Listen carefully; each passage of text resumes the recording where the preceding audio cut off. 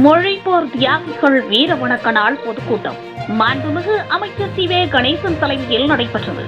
கடலூர் மேற்கு மாவட்டம் நெய்வேலி தொமுசாவில் மாணவரணி சார்பில் எந்த நிலையிலும் இந்த உயிர் செந்தமிழை காக்கவே என வீர முழக்கமிட்டு இந்தி திணிப்பை எதிர்த்து தன் உயிரை ஈர்த்தவர்களின் நினைவை போற்றி மொழிப்போர் தியாகிகளுக்கு வீர வணக்க நாள் பொதுக்கூட்டம் நடைபெற்றது.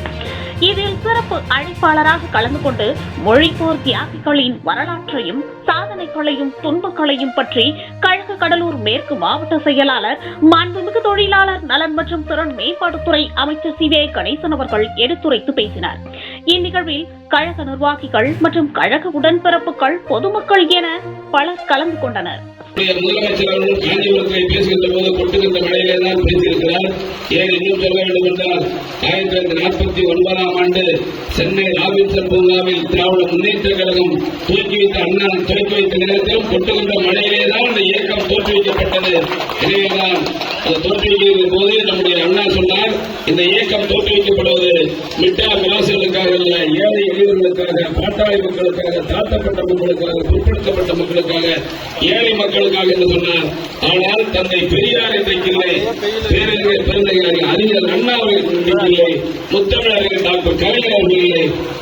ஆனாலும் நம்முடைய தலைவர் அண்ணன் தளபதி அவர்கள் இன்றைக்கும் விரும்புகின்ற வரை இந்தியை நாங்கள் எதிர்க்கல, திரிக்கக்கூடாதுன்னு சொல்றோம். இந்தியை திரிக்கக்கூடாது முதலமைச்சர் முடிவு கொடுக்கிறார்கள்.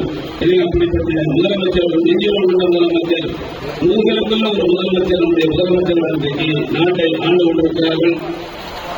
அன்பு தோழர்களே, நான் அவர்களை தெளிவாக தெரிவித்துக் கொள்ள விரும்புகிறேன். இந்த இந்திய நாட்டில் நம்ம முதலமைச்சரை போல் யாரையும் பார்க்க முடியுமான்னா நிச்சயமாக முடியாது.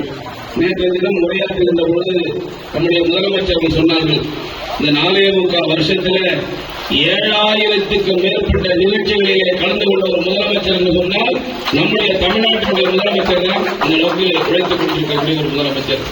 73 வயதிலும் உறங்குகின்ற நேரத்தை தவிர மற்ற நேரம் முழுவதும் எந்த முதலமைச்சரும் இதுவரை கொண்டு வந்ததாக சரித்திரமில்லை.